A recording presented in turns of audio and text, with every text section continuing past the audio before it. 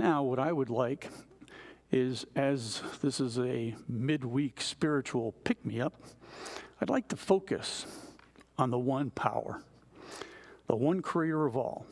So let's listen to the song, and it's a very powerful song called One Power.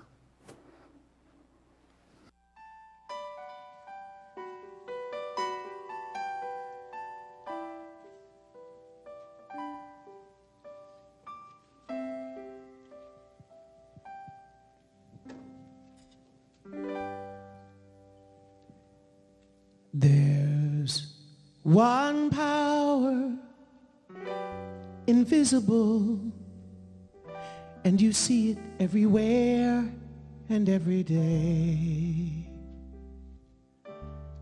One power indescribable, and you speak of it with every word you say. It's mysterious until you know the truth. It's as simple as the love inside of you. Call it God, call it Spirit, call it Jesus, call it Lord, call it Buddha, Baha'u'llah, angel's wings, or heaven's door. But whatever name you give it, it's all one power. Can't you see the power of the love in you and me?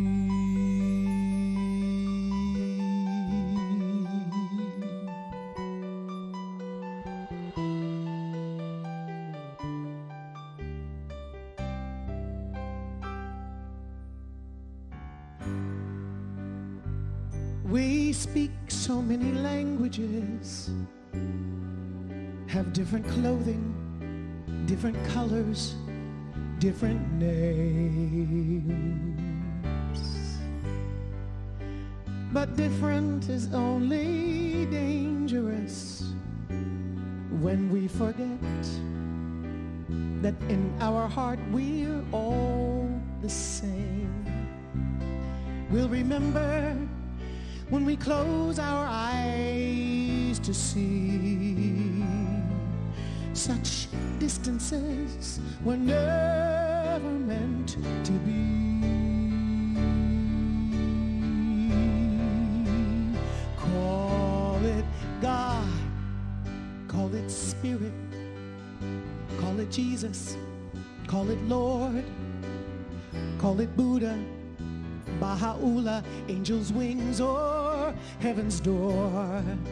It's Muhammad, it's your mind, it's your soul, or it's your sign.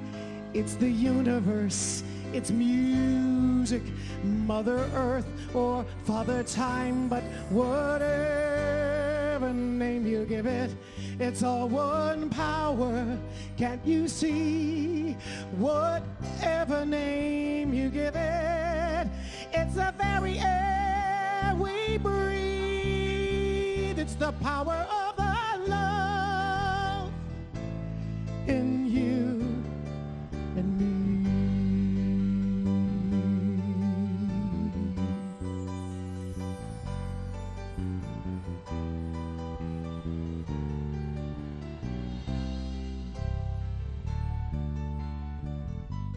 It's the moment of creation. It's an everlasting peace. It's the freedom of forgiveness.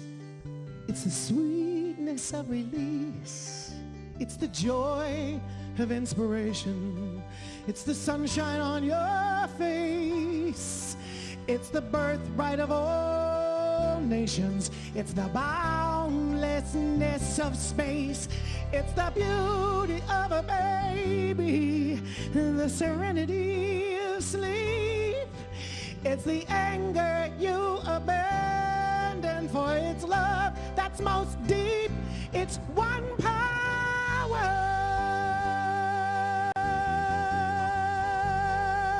It's one power. It's the power of love that lives forever in you and me. It's the power of the love in you and me.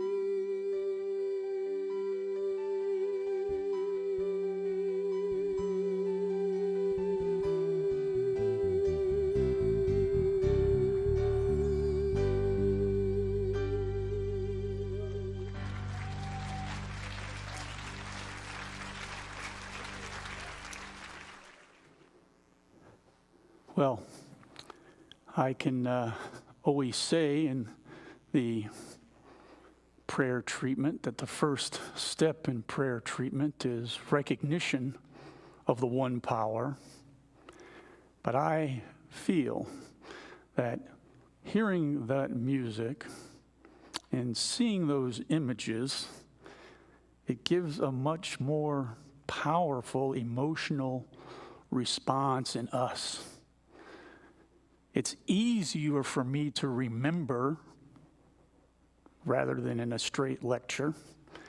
And I remember when I was teaching at the University of Phoenix, they used the adult learning theory, and they said, we don't want you just lecturing to students because the retention rate is about 10% of what you say. They liked the adult learning theory, which is a multimedia approach. That's why they wanted the students writing. They wanted the students speaking so they could hear their words, but they also wanted them to see videos because that's how our memory works. When we have those powerful images, especially when it's tied to emotion. That's part of the reason why I wanted, and this is one of the songs that evokes an emotional response in me, because not only are the images there showing the one power, no matter what you call it, it shows all those various images. And, you know, Ernest Holmes, founder of Science of Mind, said that there is a power for good in the universe and that we can use it. So it's a lot easier for me to remember that power when I see songs or hear songs and see videos like that evoke those emotional and powerful images. That's why I like to watch television a lot. I mean, I grew up with my heroes, Superman, Lone Ranger, the good guys, and that stayed with me for a long time. So I like to watch television, and what really intrigues me, it's on PBS, and it's a science series called Nova. And when they show stuff on our solar system, our planets, then on our galaxy, the Milky Way, that has millions of stars and billions of planets. And then on Nova, they go on to explain that the Milky Way is just one of a million galaxies. And then they bring these astrophysicists, cosmopolitans, people who study the cosmos, and they tell us the universe is still continuing to expand. And I go, phew. I now imagine the power of the one. And you know, I was thinking about it the other day, and I was attending, Reverend Mary was conducting the in-between class. You heard about that in the announcements. Before the 11 o'clock service on Sundays at 10:15, read out of the textbook and talk about it. And I was attending it, and Reverend Mary had this nice section in there pretty early in the book, page 69, if I recall. And I can't tell you the number of times I've looked at the textbook, I've looked at this section, I've underlined it, I've highlighted it. But this came to mind. Page 70. God did make and does make and is making and will continue to make from eternity to eternity forms, which is all of creation. What grabbed me, though, was from eternity to eternity. We, in our finite minds, we think this current universe, it began 14 billion years ago with the Big Bang. And then I postulate, I think about it, and I go, but if God, the one power, was always in existence, what is there to prevent before the Big Bang? What if there was another universe that lasted for 16 billion years before it entrophied and exploded and maybe condensed into some tiny little pea of energy that then exploded as the Big Bang? So maybe from eternity to eternity, maybe there are a lot of eternities, and in Science of Mind, we believe our soul is immortal and eternity is infinite. Hard to wrap our minds around that, but that's the one power. That's the one God. Now, the other thing that came up in that before class was the concept of evolution. And in Science of Mind, we think of evolution as it's an ongoing process of creation. And then I thought about it, and I says, well, that's one way to look at evolution. But there's that whole concept out there in religion of, did God just create man with Adam and Eve, the biblical creation? Or was it an evolution that life progressed over millions and millions and millions of years, finally getting to humans? Well, Ernest Holmes said something, once again, this is on page 71. Nothing is more apparent than that humans, as they now appear, are the result of evolution. In studying the order of human evolution, it seems certain that it was necessary from the time that he was brought to a point of self-choice, that he be let alone to discover his true nature. Self-choice, free will, but he was brought to a point. Now, once again, our finite minds, we like explanations. Well, it was either God, Adam and Eve, or this slow evolution. That debate's been going on for a long time. But isn't it possible that both can exist at the same time? Maybe there's some master plan out there. That maybe there was some evolution taking place of where in that evolutionary process there wasn't free choice and free will. And at that point in time, the one power, God, said, okay, you got it. You're there. You're evolving. You're part of evolution. Who knows the answer to that? I just know that sometimes in the family situation, there was this daughter had this same question and went to her mother and said, Mom, I don't understand how all these humans and humanity was created. And the mother said, it's quite simple. God created Adam and Eve. They had children. They populated the world. Daughter walks away, fine. And she bumps into her dad, asks the dad, Dad, humanity, how did this all come about? And Dad says, well, we evolved from the apes, and, that's how man was created. Girl walks away, and now she's a little bit confused. So she goes back to her mother, and she says, Mom, I was talking to Dad, and I'm a little confused on this humanity thing. You said Adam and Eve. He said we evolved from apes. And she says, I don't understand that. Can you explain? And the mother says, yes, dear.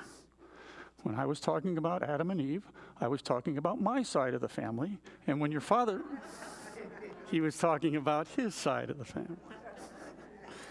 Once again, those images and those stories, you tend to remember some of that stuff. But there is one power. And in that song, it said, mysterious until you know the truth, as simple as the love inside of you. Now, I wasn't just listening to it, I was also watching it. And an image came up very quickly, and I don't know if you noticed it, but it had Darwinism and Jesus side by side. So I said, oh, okay, we'll talk about that for a second. But the song also said, we're all different, but different is only dangerous when we forget that in the heart, we are all the same. So I like to have those images of the one power. I like to think about the infinite magnitude of the one power. And I like to think about that one power is not only love, but it's law. It's a power that we can use. So I'd like to move on to the next song that also created a lot of emotion in me. A lot of you have probably heard it because a number of years ago, 2 years ago, I don't know how long ago, but the song is called The Face of God. And feel free, okay, to join in if you remember, and the words will pop up, I think. So, The Face of God.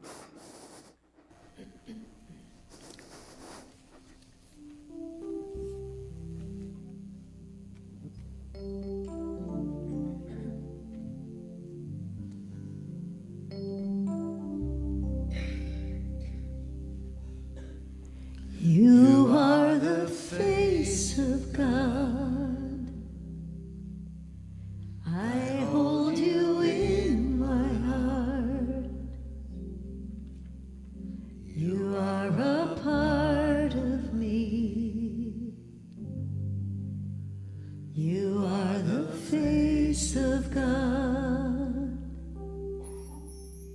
You are the face of love. I hold you in my heart. You are my family. You are the face of love. You are the face of God. I hold you in my heart. You are a part of me. You are the face of God.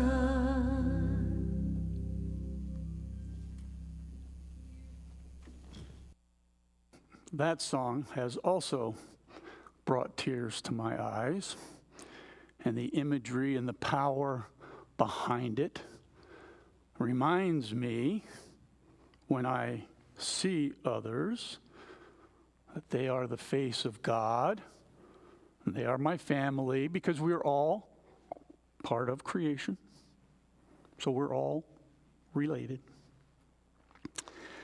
But there was a time that, I used to think I was fairly unemotional, but when I watch movies and get into situations, I tear up. So I go, okay, I'm not as insensitive as I thought. But there was a time up in Arrowhead where we have our retreat, go up to the mountaintop. And this was a number of years ago. It was fairly new to Science of Mind. And I attended a workshop. And in the workshop, it was, can't remember the minister who was talking. It wasn't Dr. Moira, some other minister. And he set up a dyad, two people, A and B. Okay, pick one, fine. I hate these things, but I did it.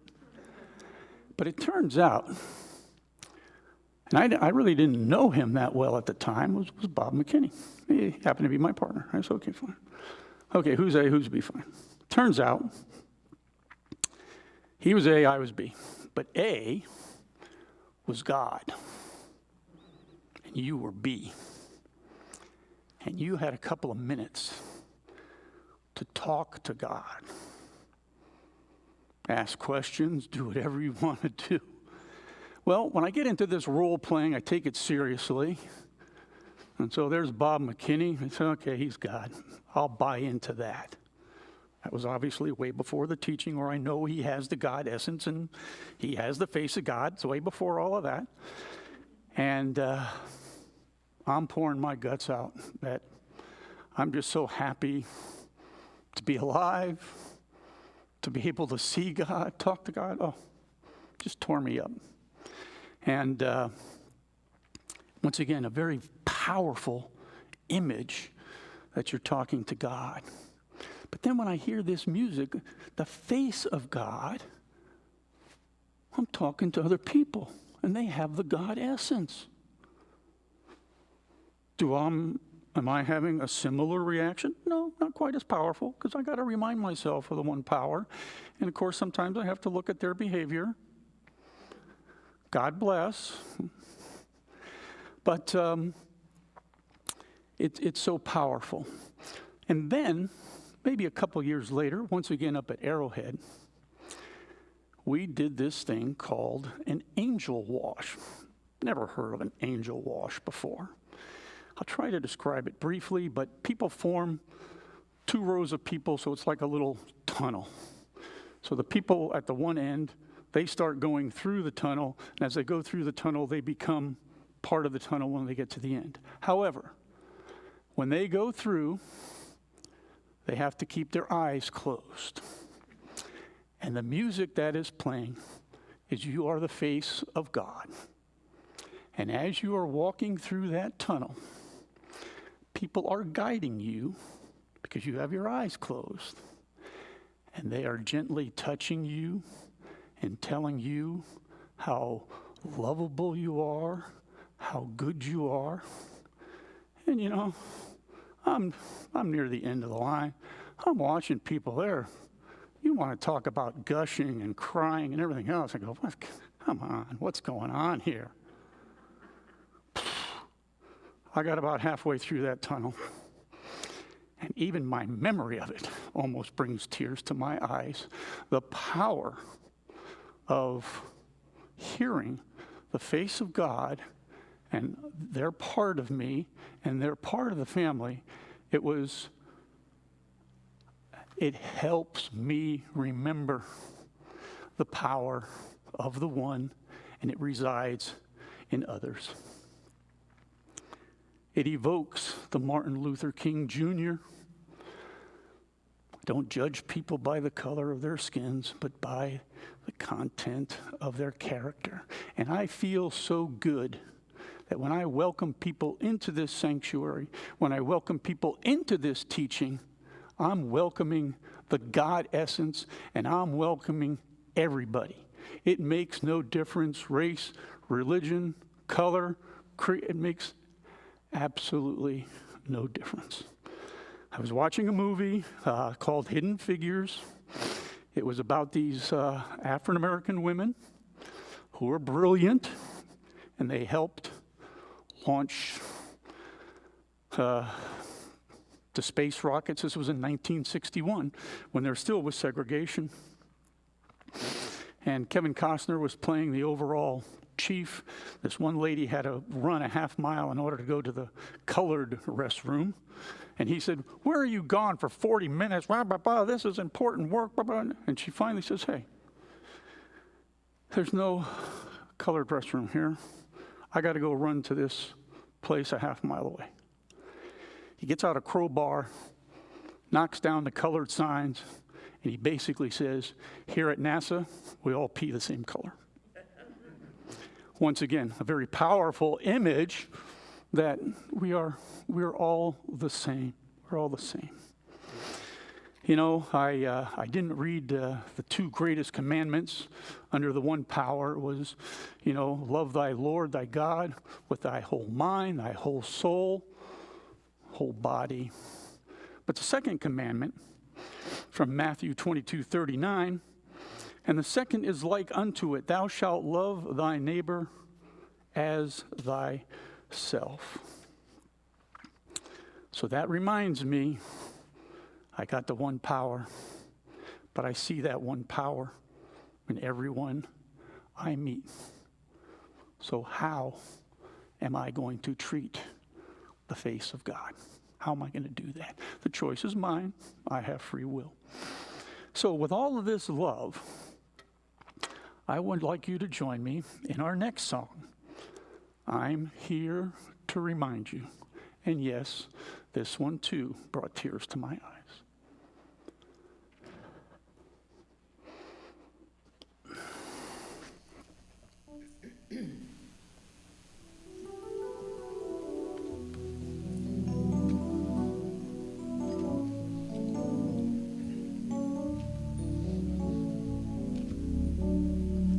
I'm here to remind you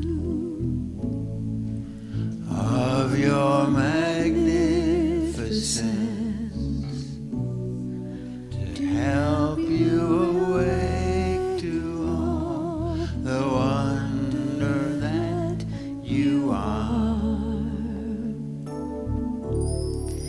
You long to show me all the joy I'm worthy of. I'm here to remind you how much you truly loved.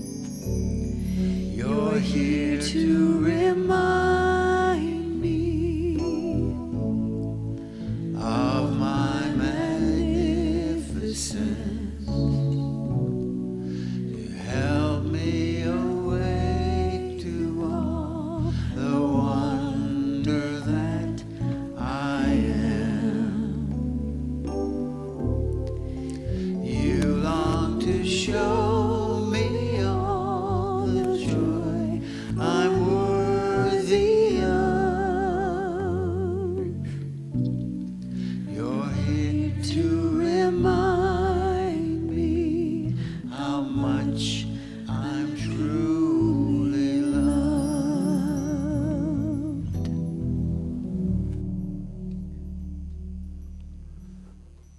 First time I heard that song, it was at a 9 o'clock service here in the sanctuary. And I was up front doing one of the readings with Dr. Moira and some of the other ministers. And I was tearing up right then and there, because once again, it reminded me not only that I am loved, but that I am capable of loving. And there is an abundance. There's no limitation there. And the choice is mine as to how much I'm going to receive and how much I'm going to give. But if I recognize that there's the one power, and if I recognize in others the face of God, then I can recognize the magnificence in me, because I have the God essence, and I can recognize the magnificence in others and remind them. Well, how do I remind them? By bickering? By criticizing? By getting angry? How do I remind someone of their magnificence? Now, Ernest Holmes relied a lot on Ralph Waldo Emerson, one of the fathers of New Thought and transcendental meditation and all that stuff. I didn't read the entire essay because it was an essay I was not familiar with of Emerson's. It's about a 78-pager, but I was glancing through it, and of course on about page 76, the quote I was looking for shows up. So from Emerson in his essay, Social Aims, what you are stands over you the while and thunders so that I cannot hear what you say to the contrary. So what you are thunders over what you say. Actions speak louder than words. So we have to take a look at who we are when we show up into these interactions that we have with other humans, whether it be family, friends, work colleagues, our spiritual family, or the community at large. How do we do that interaction? I know that Don Miguel Ruiz, in his book, The Four Agreements, one of the agreements was make your word impeccable. And my first reaction to that is, okay, I'm not going to say anything bad about people. I'm not going to say anything negative. I'll keep things positive. And then I thought about, wait a second. What do I say to myself? What? Am I making my words impeccable to me? Or am I putting myself down for all my mistakes, for all my perceived mistakes, my errors, whatever it is, my shortcomings? What am I looking at? Am I looking at the negative side and attracting more negativity? Or am I looking at, you're reminding me of my magnificence because I have the essence of God. Now, Marianne Williamson, I think she ran for president, 2016? But Marianne Williamson, way before being a politician, she was, a self-help guru. I think Marianne Williamson spoke here at one time, and a very powerful voice. And she wrote a book, A Return to Love. And this is one of the most powerful quotes you ever want to hear, and she gets no credit for it. Zero. They think Nelson Mandela said this. They think Hillary Clinton said this. And numerous others at graduation ceremonies do not give her credit for this quote. But this is from Marianne Williamson, and this was in 1993, I think she wrote this. Our deepest fear is not that we are inadequate. Our deepest fear is that we are powerful beyond measure. It is our light, not our darkness, that most frightens us. We ask ourselves, who am I to be brilliant, gorgeous, talented, fabulous? Actually, who are you not to be? You are a child of God. Your playing small doesn't serve the world. Playing small is being the victim. So that's why that song, I'm here to remind you of your magnificence, evokes that emotion. It's easier for me to remember, take care of myself, because then I can give to others. So, in summary, we've seen the power of the one, the God essence in all, and who are you showing up as? Your magnificence. I believe that in a spiritual community, we can hear words, maybe remember only 10%, but we can see images that evokes in our memories, and it's easier for use the science of mind tools when we are together nurturing one another. Easier to remember. And isn't that the key? Because we all, from time to time, we don't always follow science of mind principles, but we are all practitioners. We're all practicing the principles, so we get back on and we practice those principles. So we started out talking about Martin Luther King, and he had a dream. And I reread that entire speech in order to get the quote I wanted, and I discovered that there is so much more that he was dreaming about that we're in the process of achieving. But it's a process, and there's still a lot to do. But it surely would help if we recognize the one power, and that God essence is in all, and that we're here to remind them of their magnificence, and they're here to remind you of yours. So, that is the message for today. And another powerful message is now the time for sharing, because what we like to receive, the power is in the giving, okay? So at this point in time, I'd like you to take your treasure between your hands and say with me, divine love consecrates my gift.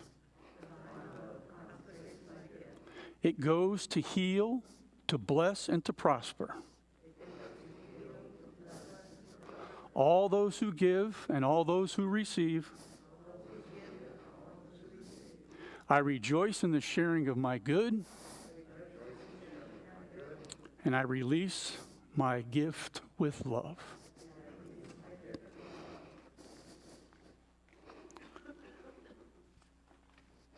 Now, while Ruth is so kindly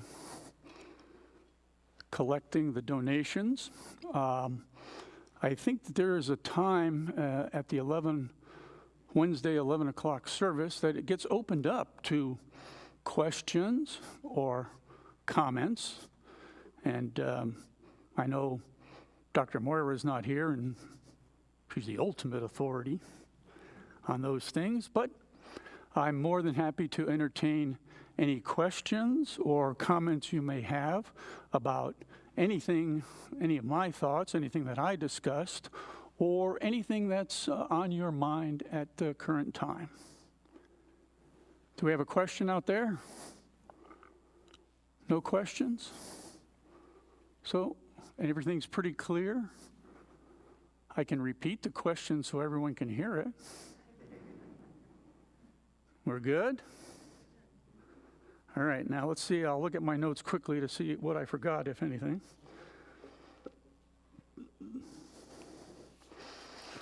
No, I think I covered most everything that was bubbling in my mind. And it was kind of interesting because when Dr. Moira called me on Thursday and asked me if I would do this, I said, yes, of course I will. And normally, when I do the 5-minute mini lesson, it takes me 2 or 3 days to do my research and get my thoughts in order, and what's the topic, and what am I going to talk about, and it takes a while for those thoughts to form. And this one was kind of interesting to me because I've never done a solo Wednesday 11 a.m. spiritual pick-me-up, and it was like a bolt out of the blue. What I wanted to talk about, it was there. I literally had to fill in the blanks. I wanted very much to hear those congregational songs because they moved me. So that was right there, the basis of my talk, the one power, the face of God, and you're here to remind me, and I just had to easily fill in the blanks with a few quotes here and there. So I want to thank you very much for joining me, and I wish, and I think, I know, a practitioner knows, that this was a midweek spiritual pick-me-up. It definitely was for me, and I appreciate your participation. So have a very good rest of the day, and have a very good rest of the week, healthy, prosperous, in loving relationships for all. And so it is. Thank you.